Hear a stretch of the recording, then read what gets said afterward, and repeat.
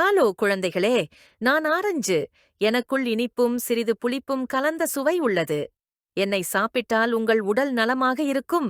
நான் வைட்டமின் சியில் செழித்து உங்கள் உடலை நோய்கள் துளையிடாமல் காப்பாற்றுவேன். எனக்குள் நிறைய சத்து, நார்ச்சத்து மற்றும் தண்ணீர் இருக்கிறது. இது உங்கள் ஜீரணத்தை மேம்படுத்தும். என்னை சாப்பிட்டால் உங்கள் தோல் ஒளி வீசும், உடல் குளிர்ச்சியாகவும் இருக்கும். எனக்கு அழகான சுண்டை தோல் உண்டு. என்னை மறக்காமல் சாப்பிடுங்கள். வணக்கம் குழந்தைகளே, நான் ஆப்பிள்.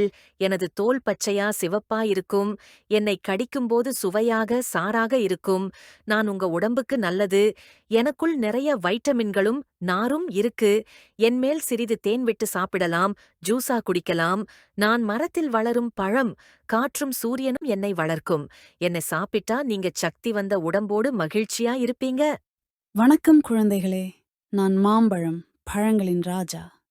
என்னை சாப்பிட்டால் நீங்கள் மகிழ்ச்சியாகவும் ஆரோக்கியமாகவும் இருப்பீர்கள். எனக்குள் நிறைய இனிப்பு, சுவை மற்றும் வைட்டமின்கள் இருக்கின்றன. குறிப்பாக வைட்டமின் சி, ஏ. நான் உங்கள் தோலை உலராமல் கண்ணின் பார்வையை தெளிவாக வைத்துக் கொள்வேன். என்னை சாப்பிட்டால் உங்கள் உடல் சக்தி அதிகரித்து எதிர்ப்பு சக்தியும் மூளைக்கும். நான் பசுமையாகவும் மஞ்சளாகவும் பலவிதமாக வரும். என்னை தினமும் சாப்பிட்டு நல்ல ஆரோக்கியத்தை பெறுங்கள். வணக்கம் குழந்தைகளே, நான் மாதுளை. என்னை சாப்பிட்டால் உங்கள் உடல் ஆரோக்கியமாக இருக்கும். எனக்குள் சிறிய சிவப்பு நிறமுள்ள குண்டுகள் நிறைய இருக்கின்றன. அவை இனிமையாகவும் சுவையாகவும் இருக்கும்.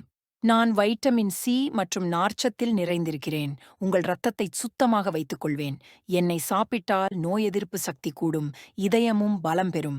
எனது சிவப்பு நிற குண்டுகளை சுவைத்துப் பார்த்தால் உங்களுக்கு மிகவும் பிடிக்கும். எனவே என்னை மறக்காமல் சாப்பிடுங்கள். வணக்கம் குழந்தைகளே, நான் வாழைப்பழம்.